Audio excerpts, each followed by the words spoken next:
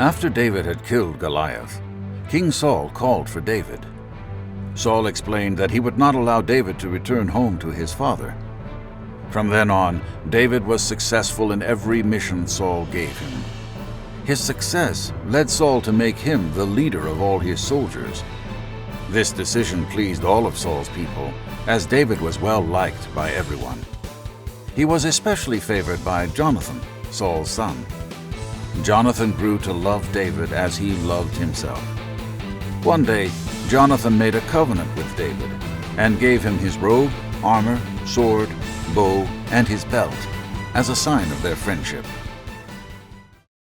When Saul and his army journeyed home after defeating the Philistines, the women in the towns came out to greet them and celebrate their victory. They sang and danced to songs of joy played on their instruments. They sang, "Saul has slain his thousands, and David his tens of thousands." This well-meaning song did not please King Saul at all, as it gave David credit for more of the victory. In his anger, he became jealous and suspicious of David, wondering if he would try to take his kingdom from him. From that moment on, Saul kept a close eye on David. The next day, as usual, David was playing his lyre for Saul when an evil spirit from God came on Saul. Thinking to himself, "I'll pin David to the wall," Saul grabbed a spear and threw it at David. Saul threw the spear at David twice, but David dodged it both times. Because Saul could see that the Lord was with David and that the Lord was no longer with him, Saul was afraid of David. In an attempt to send David away from him, Saul gave him command over 1,000 men. David led the troops in their campaigns, and he was successful in everything he did because the Lord was with him. All of Israel and Judah loved David because he led them in their campaigns. Seeing how successful and loved David was made Saul's fear grow even more. After a failed attempt to have David killed in battle against the Philistines, Saul made a new plan to kill him.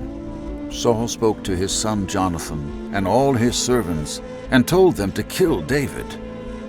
Jonathan, who was David's friend, told David about his father's plan. "My father is looking for a chance to kill you. Be on your guard tomorrow morning and go into hiding," Jonathan warned. Jonathan promised to go to his father and speak on David's behalf. The next day, Jonathan reminded Saul of the good that David had done for him and that he had done nothing to him. "Do not sin against your servant David, as he has not sinned against you," he pleaded. Saul listened to his son and made a promise, saying, "As surely as the Lord lives, David will not be put to death." Jonathan told David the whole conversation, and he brought him to Saul.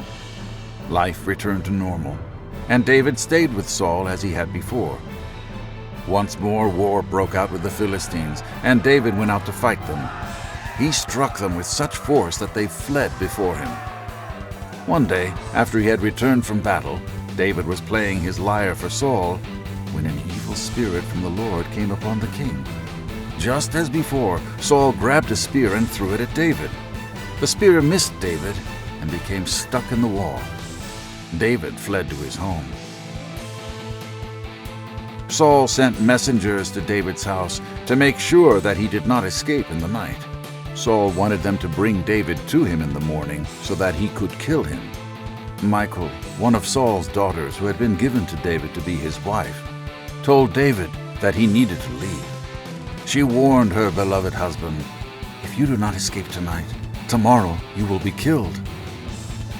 Michal helped David get out of their house by climbing out a window and down the wall so that he could escape unseen by Saul's men.